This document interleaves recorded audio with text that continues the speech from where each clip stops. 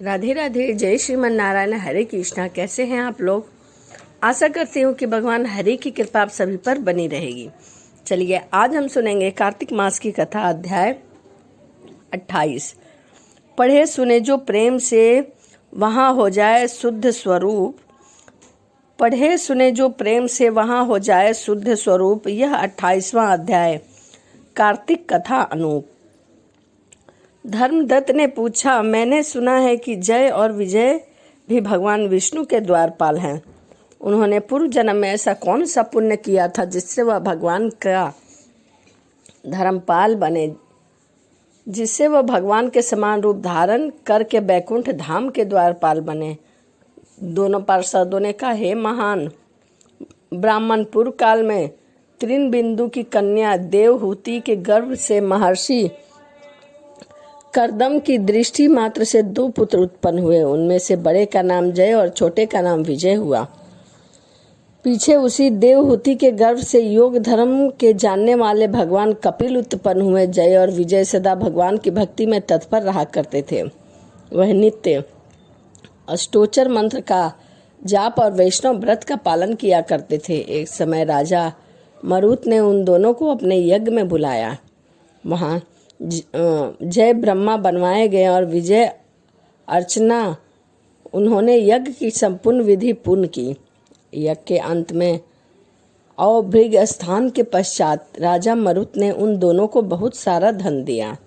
धन लेकर दोनों भाई अपने आश्रम पर आ गए। वहां उस धन का विभाग करते समय दोनों में परस्पर लॉन्ग डॉट पैदा हो गया। जय ने कहा, यह धन को बराबर बराबर बांट लिया जाए। विजय कहता है कि नहीं, इस जिसको मिला है यह धन उसी के पास रहेगा क्योंकि वह उसी का है। जय ने क्रोध में आकर लोभी विजय को शाप दिया कि तुम ग्रहण करके देते नहीं हो, इसीलिए ग्राह अथवा मगरमच्छ हो जाओगे। जय के श्राप को सुनकर विजय ने भी श्राप दिया, तुमने मंद के भ्रांत होकर शाप दिया है, इसीलिए तुम मातंग अर्थात हाथी की योनि में जाओगे। इसके पश्चात उन्होंने भगवान से शाप निवृत्ति के लिए प्रार्थना की। श्री भगवान ने कहा, तुम मेरे भक्त हो, तुम्हारा वचन कभी असत्य नहीं होगा। तुम दोनों अपने दिए हुए इन शापों को भोग कर फिर से मेरे धाम को प्राप्त हो गए। ऐसा कहकर भगवान विष्णु वहाँ से अंतराध हो गए। इसके पश्चात दोनों गंड नदी के तट पर ग्रास और गज हो गए। उन योनि में उन्होंने पूर्व जन्म का स्मरण बना रहा है और भगवान विष्णु के व्रत में तत्पर रहे। किसी समय वहाँ गजराज कार्तिक मास में स्नान के लिए गंड नदी गया तो उस ग्राह के शाप से हेतु को स्मरण करते हुए उस गज को पकड़ लिया। ग्राह से पकड़े जाने पर मगरमच्छ गजराज ने भगवान रमानाथ का स्मरण किया। तभी भगवान विष्णु शंख चक्र गदा धारण किए हुए वहां प्रकट हुए। उन्होंने चक्र चलाकर ग्राह और गजराज का उद्धार किया और उन्होंने अपने ही जैसा रूप देकर बैकुंठ को ले गए। तब से वह स्थान हरि क्षेत्र के नाम से प्रसिद्ध है। वे भी दोनों विश्वविख्यात जय और विजय हैं जो भगवान विष्णु के द्वारपाल हैं। धर्मदत्त, तुम भी ईर्ष्या और द्वेष को त्याग करके सदैव भगवान विष्णु के व्रत में स्थिर रहा करो। सदैव भगवान विष्णु के नाम का स्मरण किया करो। कार्तिक माघ वैशाख के महीने में सदैव प्रातः स्नान करो। एकादशी व्रत के पालन में स्थित रहो। तुलसी के बगीचे की रक्षा करते रहो। ऐसा करने से तुम भी शरीर का अंत होने पर भगवान विष्णु के परम पद को प्राप्त होोगे।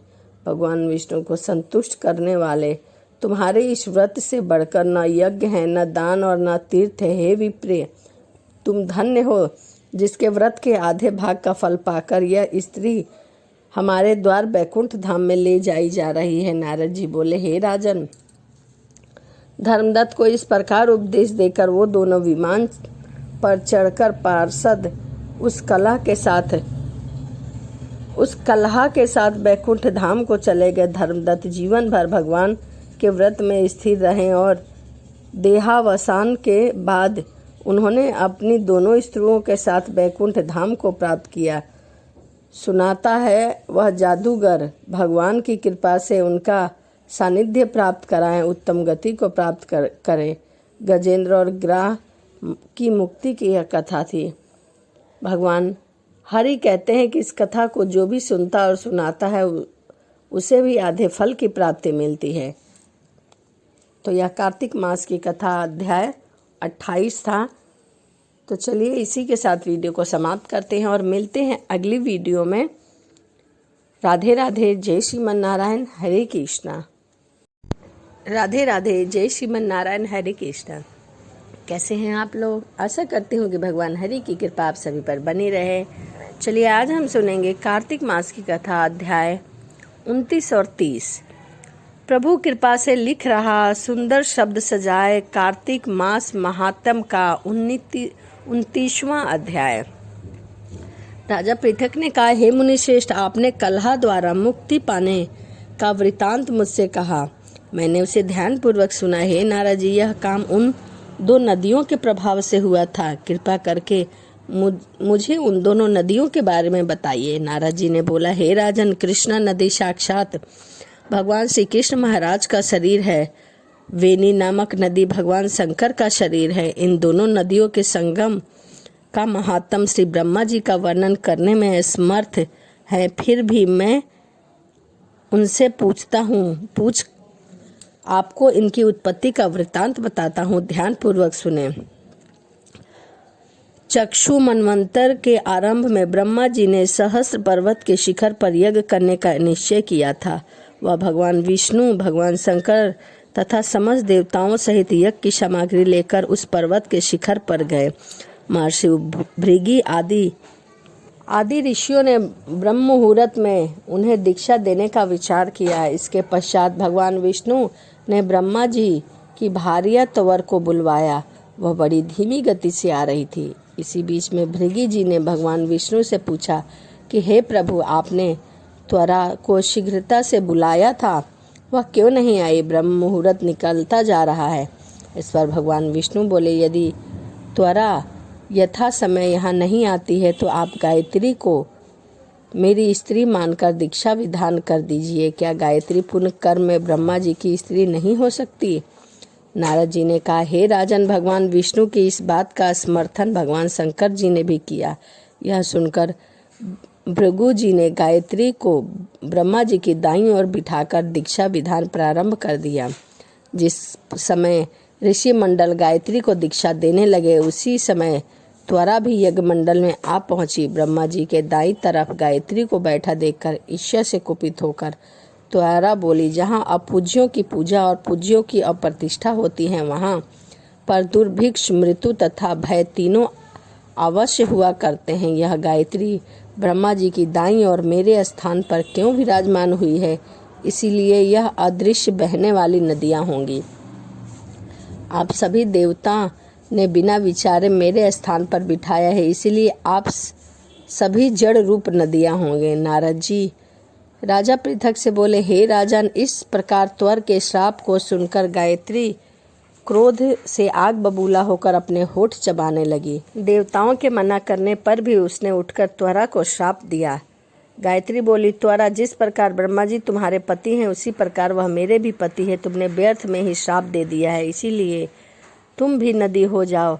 जब देवताओं में खलबली मच गई, सभी देवता त्वरा को साष्टांग प्रणाम करके बोले, हे देवी, तुमने ब्रह्मा आदि समस्त देवताओं को जो श्राप दिया है वह उचित नहीं है, क्योंकि यदि हम सब जड़ रूपी नदी हो जाएंगे तो फिर निश्चय ही तीनों लोक में कोई नहीं बच पाएगा। क्योंकि यह श्राप तुमने बिना विचार किए दिया है, इसीलिए यह श्राप तुम वापस ले लो। त्वरा बोली, हे देवतागण, आपके द्वारा यज्ञ के आरंभ में गणेश पूजन न किए जाने के कारण ही यह विघ्न उत्पन्न हुआ है।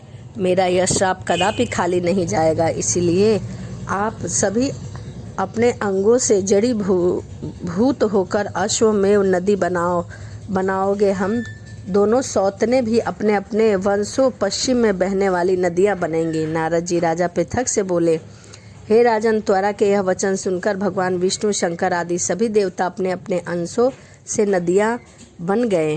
भगवान विष्णु के अंश से कृष्णा, भगवान शंकर के अंश से वेणी तथा ब्रह्मा जी के अंश से कोकुंदवती नामक नदियां उत्पन्न हो गई। समस्त देवताओं ने अपने अपने अंश को जोड़कर बनाकर वहीं सहस्र पर्वत पर फेंक दिया। फिर उन लोगों के अंश पृथक पृथक नदियों के रूप में अलग अलग स्थानों पर बहने लगे। देवताओं के अंशों से सहस्र की संख्या में पश्चिम की ओर बहने वाली नदी उत्पन्न हो गई। गायत्री और त्वरा दोनों पश्चिम की ओर बहने वाली नदियां होकर एक साथ बहने लगी। उन दोनों का नाम सावित्री पड़ा। ब्रह्मा जी के यज्ञ स्थान पर भगवान विष्णु तथा भगवान शंकर की स्थापना की। दोनों देवता महाबल तथा अति बल के नाम से प्रसिद्ध हुए। हे राजन, कृष्णा और वेगी नदी की उत्पत्ति का यह वर्णन जो भी मनुष्य सुनेगा या सुनाएगा उसे नदियों के दर्शन और स्नान का फल प्राप्त होगा। तो कार्तिक मास की कथा अध्याय 29 था। आइए अब हम सुनेंगे कार्तिक मास की कथा अध्याय 30। तो चलिए सुनते हैं, शुरू करते हैं। कार्तिक मास की कथा करती भव से पार 30वां अध्याय लिखूं हुई हरि कृपा अपार।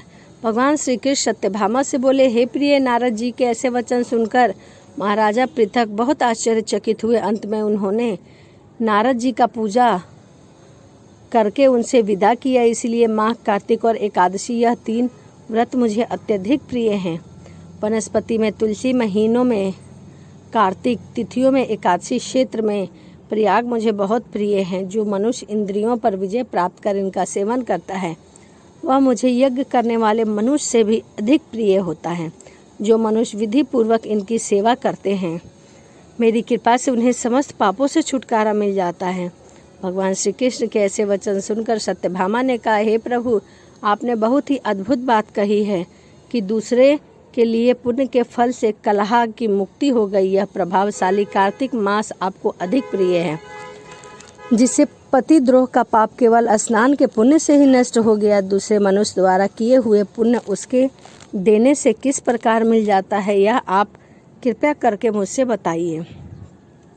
श्री कृष्ण बोले, प्रिय, जिस कर्म द्वारा बिना दिया हुआ पुण्य और पाप मिलता है उसे ध्यान पूर्वक सुने। सत्ययुग में देश, ग्राम तथा कुलों को दिया पुण्य या पाप मिलता था, किंतु कलयुग में केवल कर्ता को ही पाप तथा पुण्य का फल भोगना पड़ता है। सत्य संग न करने पर भी वह व्यवस्था की गई है और सत्सर्ग के पाप और पुण्य दूसरे को मिलते हैं, उसकी व्यवस्था भी सुने। पढ़ाना, यज्ञ कराना और एक साथ भोजन करने से पाप पुण्य का आधा फल मिलता है।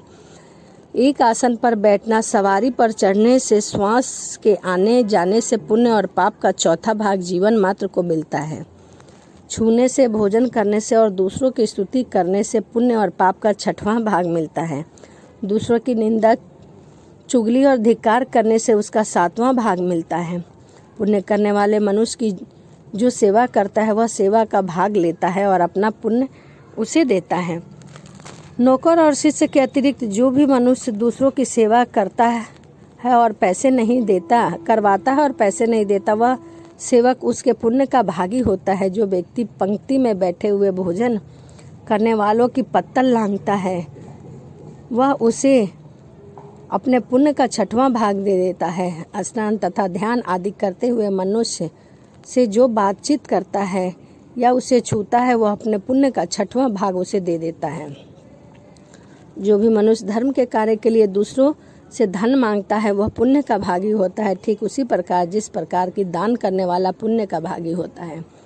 जो मनुष्य धर्म का उपदेश देता है और उसके बात सुनने वाले से याचना करता है वह अपने पुण्य का 6वां भाग उसे दे देता है।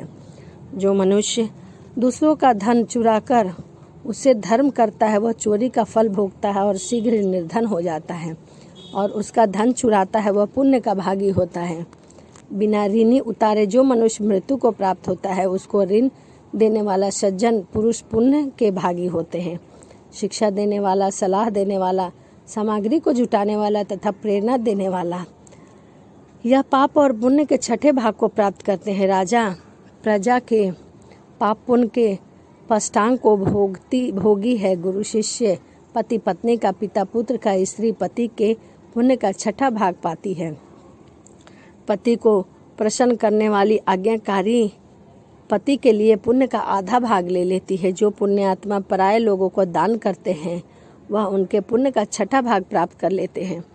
जीविका देने वाला मनुष्य, जीविका ग्रहण करने वाला मनुष्य के पुण्य के छठे भाग को प्राप्त कर लेता है और इस प्रकार दूसरे के पुण्य अथवा पाप बिना दिए हुए दूसरे को मिल जाता है। किंतु यह नियम जो कि मैंने बताया है यह कलयुग में लागू नहीं होते। कलयुग में तो एकमात्र कर्ता को ही अपने पाप और पुण्य भोगने पड़ते हैं।